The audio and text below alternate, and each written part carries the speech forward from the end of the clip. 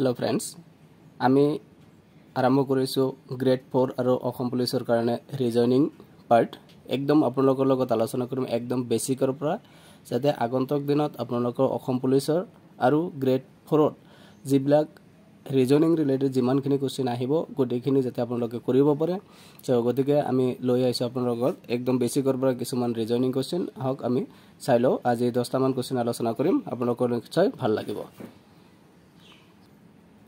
চাওক আজিৰ এক নম্বৰ কোৱেশ্চন ইয়াত লৈ আইছো যে ৰিজনিং ইয়াত দিয়া আছে POQ SRT VUW তাৰ পিছত কি বহিব এনেকুৱা যদি কোৱেশ্চন আপোনালোকৰ আহে পৰীক্ষা যোৱা যিবিলাক পৰীক্ষা হৈছে এই পৰীক্ষাবিলাকত আহিছে আপোনালোকে ইমান টেনচন কৰাৰ কোনো প্ৰয়োজন নাই আমি একদম বেসিকৰ পৰা আপোনালোকক শিকাই দিম চাওক জাস্ট ইয়াত আপোনালোকে চাব যে লেটাৰ বিলাক যে লৈছে কি সিৰিজত লৈছে কেনেকুৱা ধৰণৰ হৈছে তে আপোনালোকে যদি দেখা পায় ইয়াত চাব POQ এই ফলৰ পৰা ধৰক OPQ RST UVW গতিকে নেক্সট সিৰিজটো কি হ'ব XYZ চাওক X মাজত দিছে Y তাৰ পিছত আহি লাষ্টত বহাইছে কি Z গতিকে এই সিৰিজত যদি হয় অপচন সি যেটো আছে এটো কাৰেক্ট হৈ যাব কোৱেশ্চন নম্বৰ 2 যেটো আছে 2 চাওক 2 3 6 11 what 27 আৰু ইয়াত এই ঠাইটোত কি বহিব প্ৰশ্নবাচক ঠাইত কি বহিব আৰু ইয়াতে চাওক বেলেগ চিন্তা কৰাৰ কাৰণ নাই ইয়াত 2 3 6 11 তাৰ পিছত কি বহিব ইয়াত আপোনালোকে যদি অলপ লক্ষ্য কৰে তেনেহলে কি বহিব ইয়াত জাস্ট সিম্পল নিয়ম এটা ইউজ কৰিছে যে যেটো সংখ্যা থাকিব এই সংখ্যাৰ লগত অযুগ্ম সংখ্যাবিলাক একৰ পৰা ওপৰ ফালে লাহেলা যোগ কৰি যাব গতিকে আপোনালোকে যদি যোগ কৰে তেনেহলে 2 ৰ লগত 1 যোগ কৰিলে 3 3 ৰ লগত যদি আমি 3 যোগ কৰো তেনেহলে কি পাম 6 আৰু 6 ৰ লগত 3 ৰ পিছত কি আছে 5 5 যোগ কৰিলে আমি কি পাম 11 গতিকে 11 ৰ পিছত আপোনালোকে লাহেকৈ ইয়াত যোগ কৰি দিয়ক কি 7 7 যদি যোগ কৰি দিও তেনেহলে ইয়াত কি পাম 18 চাওক অপচন সি 18 आंसर দিয়া আছে তাৰ পিছত প্ৰুফ কৰিব লাগে এতে 27 আছে 27 ৰ পিছত 9 যোগ কৰি দিয়ক কিমান হৈ যাব বা 18 ইয়াতে 10 হ'ব 18 ৰ পিছত 9 আছে 9 যোগ কৰি দিয়ক চাওক 27 হ'ব গতিকে এইটো নিয়মত এটো দিয়া হৈছে চাওক লেটাৰ সিৰিজৰ পৰা 3 নম্বৰ কোৱেশ্চন 3 নম্বৰত কোৱেশ্চন কি দিয়া আছে ABZ CDY EFX তাৰ পিছত কি বহিব এনেকৈ যে যায় আপোনালোকে অলপ এফালে চাওক AB কমন আছে CD তাৰ পিছত আছে EF গতিকে EF ৰ পিছত কি হয় GH কত আছে চাওক GH ইয়াত আছে গতিকে তাৰ পিছত প্ৰুফ কৰিব লাগে এফালে XYZ তাৰ মানে কি হ'ব ইয়াৰ নেক্সট লেটাৰটো কি হ'ব WXYZ তেনেহলে অপচন A যেটো আছে এটো কারেক্ট হৈ যাব GHW ভিডিও বিলাক লাগিলে পোস্ট কৰি আপোনালোকে 2 সেকেন্ড অলপ ভাবক আপোনালোকে কেনেকৈ উলাব পাৰে না যদি নোৱাৰে তাৰ পিছত এটো চাওক আপোনালোকে নিশ্চয় এটো এনেকৈ প্ৰেক্টিস কৰোতে কৰোতে আপোনালোকৰ এক্সাম লৈকে এনেকৈ এক্সপাৰ্ট হৈ যাব কোৱেশ্চন দেখিলে গম পাব যে এটো কোন ৰুলস ইয়াত ইউজ কৰিছে নেক্সট কোৱেশ্চন নম্বৰ 4 চাওক question number 4 ZAY XBW, VCU তাৰ পিছত কি বহিব এটো ঠাইত কি বহিব চাওক এনেকৈ পাজল লাগিছে কিন্তু একচুয়ালি এটো পাজল নহয় আপোনালোকে ফাৰ্স্ট কমনলি ইয়াত ইউজ কৰক যে প্ৰথমটো আছে A তাৰ পিছত আছে B মাজত তাৰ পিছত আছে C তাৰ মানে মাজত ইয়াত কি বহিব C ৰ পিছত কি হয় D অৰ্থাৎ AD2 বহিব কিন্তু বেলেগটো D থাকিব পাৰে গতিকে আপোনালোকে এবাৰ চাওক বাকিবিলাক ঠিক আছে না নাই বাকিবিলাক চেক কৰিব কেনেকৈ চাওক এই এতিয়া দুই ফলৰ যেটো লেটাৰ আছে এই লেটাৰটো চাওক U V W X Y Z এটো ফলৰ পৰা আহিছে তেনে U ৰ আগত কি আছে এটো মাক চাব লাগে U ৰ আগত কি আছে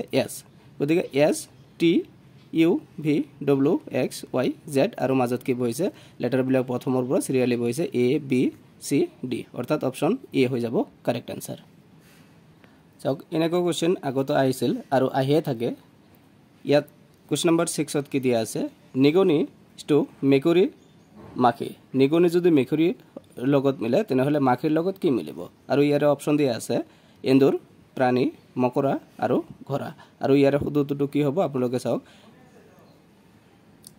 ইয়াত এনেকৈ মিলাই লওক চাওক নিগনি কোনে খায় মেকুৰীয়ে গতিকে মাখিক কোনে খাব যেকেটা অপচন আছে তাৰে ভিতৰত হ'ব অপচন সি অৰ্থাৎ মকৰা নিগনিক মেকুৰীয়ে খায় আৰু মাখিক কোনে খায় মকৰা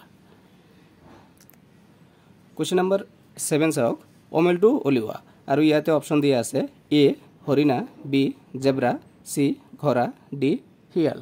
আৰু ইয়াৰ ভিতৰত অমিল কোনটো হ'ব? অপশ্যন ডি হ'ব, শিয়াল। আৰু কিয়? কাৰণ এই কেইটা যদি প্ৰাণী চাই আপুনি, ইয়াৰ মাজত জেব্ৰা, হৰিণা আৰু ঘোঁৰা গতিকে কেইটা হ'ল তৃণভোজী আৰু শিয়ালটো হৈছে মাংসভোজী। চাওক কুৱেশ্যন নম্বৰ 7ত কি দিয়া আছে, এনেকুৱা কুৱেশ্যন আহিবই, আপোনালোকে গ্যাৰাণ্টি পাবই পৰীক্ষাত। প্ৰথমতে কি দিয়া আছে 7, এটা দৰ্জা খুলি উত্তৰ ফালে গ'লে এটা কোঠালি পায়। কোঠালিটোত সোমাই বাওঁফালে এখন খিৰিকী পায়। যদি খিৰিকীৰ ফালে মুখ কৰি থিয় হৈ থাকোঁ, মোৰ মুখখন কোনফালে হ'ব? আৰু অপশ্যন দিয়া আছে এ উত্তৰ ফালে, বি পূব ফালে, চি দক্ষিণ ফালে আৰু ডি হৈছে পশ্চিম ফালে। গতিকে এইটো আপোনালোকে কেনেকৈ ওলাব চাওক, মই দেখাই আছোঁ। এতিয়া চাওক, এনেকুৱা কুৱেশ্যন যদি আহে তেনেহ'লে আপোনালোকে ধুনীয়াকৈ ইয়াত সৰুকৈ মনে মনে ল'লেও হ'ব। আপোনাৰ যদি অসুবিধা হয় এনেকৈ এটা টানি ল'ব, এইটো মেপটো বনাই ল'ব যে ওপৰত নৰ্থ, তলত চাউথ, ৰাইটত ইষ্ট আৰু লেফ্টত ৱেষ্ট আছে। গতিকে প্ৰশ্নটো কি দিছে, এইটো এটা কেন্দ্ৰবিন্দু ধৰি লওক। ইয়াৰ পৰা আপোনাক কি কৈছে, এটা দৰ্জা খুলি উত্তৰ ফালে, অৰ্থাৎ কোনফালে যাব? ওপৰ ফালে। উত্তৰ ফালে গ'লে এটা কোঠালি পায়। আৰু কোঠালিটো ধৰক এইটো কোঠালি। এতিয়া কোঠালিটোত সোমাই বাওঁফালে, কোঠালিটো সোমাই কি পালে? এই বাওঁফালে ইয়াত কি পালে? এটা খিৰিকী পালে। বাওঁফালে খিৰিকী এটা পায়। যদি খিৰিকীৰ ফালে মুখ কৰি থিয় হৈ থাকোঁ, মোৰ মুখখন কোনফালে যাব? অৰ্থাৎ খিৰিকীটো বাওঁফালে পালে, কিন্তু বাওঁফালে এইফালে মুখ কৰি থাকিব। অৰ্থাৎ যদি এইফালে হয় তেনেহ'লে আপুনি এই মেপটো উকাই দিছে, ইয়াত চাওক কোনফালে আছে? নৰ্থৰ ফালে। অৰ্থাৎ ইয়াৰ উত্তৰটো হ'ব অপশ্যন এ, উত্তৰ ফালে। চাওক কুৱেশ্যন নম্বৰ 8ত কি দিয়া আছে, এটা কেটৰ দাম যদি 3120 অৰ্থাৎ 3120 টকা হয়, তেন্তে এটা ডগৰ দাম কিমান? চালে আপোনালোকৰ বহুত কিবা কিবি লাগিব যে কেট আৰু ডগ এইটো দাম কেনেকৈ ওলাম, কিন্তু একোৱেই নাই ইয়াত।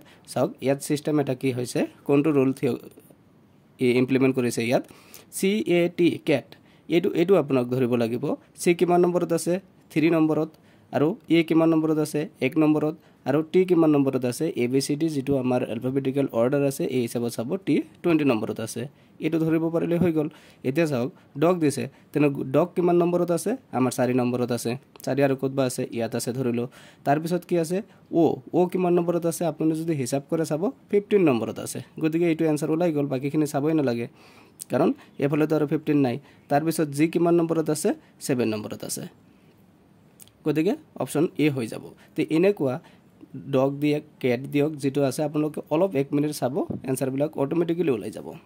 অ'কে, নেক্সট কুৱেশ্যন নম্বৰ 9 চাওক। আপোনালোকে ইমান টেনশ্যন কৰিব নালাগে, কাৰণ গ্ৰেড 4 আৰু আছাম পুলিচৰ কাৰণে এইবিলাক কুৱেশ্যনেদি একদম কমন, এইবিলাক অলৰেডি প্ৰিভিয়াছ ইয়েৰত কুৱেশ্যন আহিছে, এইবিলাকে লৈ আহিছোঁ। আৰু আপোনালোকে এনেকৈ ট্ৰেইন কৰা হ'ব যে আপোনালোকৰ কুৱেশ্যন এনেকুৱা ৰিজনিং যিমানখিনি কুৱেশ্যন আহিব, দেখিলে আপোনালোকে গম পাব যে এইটো এনচাৰ কি হ'ব। গতিকে কুৱেশ্যন নম্বৰ 9ত পৃথকটো নিৰ্ণয় কৰা। আৰু ইয়াতে অপশ্যন দিছে এ, ডি, বি নম্বৰত দিছে ই, চি নম্বৰত দিছে এফ আৰু ডি নম্বৰত দিছে জি। গতিকে ইয়াৰ মাজত পৃথক কোনটো হ'ব? চাওক আপোনালোকে নিশ্চয় ধৰিব পাৰিছে, আৰু যদি ধৰিব পৰা নাই চাওক DEFG। চাব ইয়াৰ ভিতৰত গোটেইকেইটা এলফাবেট, কিন্তু ইয়াৰ ভিতৰত পৃথক কোনটো আছে? পৃথক আছে অপশ্যন এ যিটো আছে ডি, এইটো হৈছে পৃথক। কিয়নো আপোনালোকে যদি ABCD যিটো এলফাবেটিকেল অৰ্ডাৰ আছে এইটো যদি চাই, EFG 2 নম্বৰ লাইনত আছে আৰু ডিটো আছে প্ৰথম লাইনত, ABCD প্ৰথম লাইনত আছে। গতিকে অপশ্যন এইটো হৈ যাব কাৰেক্ট এনচাৰ। আৰু গ্ৰেড 4 আৰু অসম পুলিচৰ কাৰণে এইবিলাকেই কুৱেশ্যন।